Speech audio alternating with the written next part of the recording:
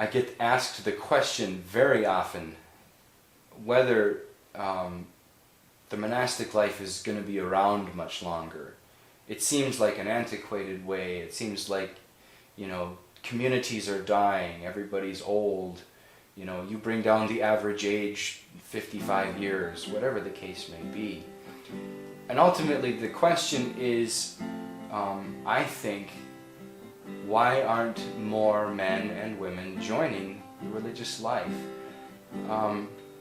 It's a good question, and some of the reasons, I think, have a lot to do with what we talked about in regards to the spirit of the world, the temptations of the world. But the reality is that God has not stopped calling young men and women to the monastic life. He's not stopped making men and women with the vows in mind, with this living this kind of celibate chastity, this life of obedience, this life of poverty, this complete, or hopefully complete, self-gift to God and His church. But it's become very difficult to answer that call.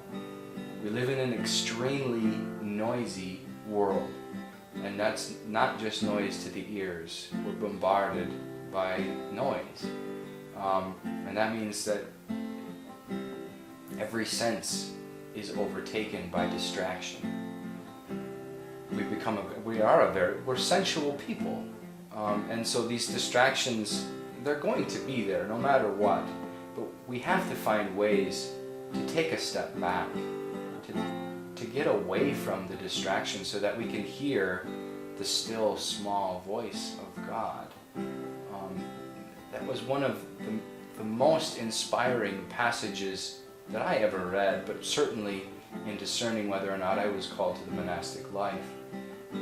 Elijah being called by God in the quiet, the still small voice. There was no thunderclaps, there was no lightning flashes. No one came up and screamed in Elijah's face that you were called to be God's prophet. He heard it when he was away from everyone and everything and all distraction. And that was the case for me as well.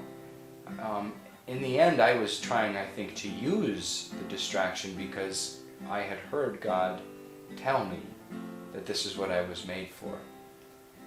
But it was in the moments when I was sitting in front of the Blessed Sacrament. It was in the moments when I was taking some time, even just a few seconds before bed, to say, God, what is it you want from me?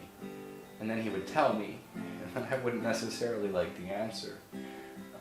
But I eventually came to know that the only way I was going to find peace was to follow this way of life.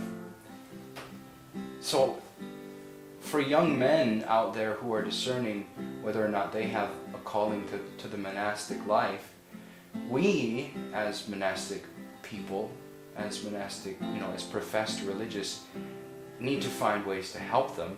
First of all, we do this all the time. We pray for them. We pray that they'll hear that still small voice. But we also need to make ourselves, our spirituality, whatever the case might be, available to them in any way possible. I think this is not just the responsibility of monastics, it's the responsibility of the church. The church needs the monastic life.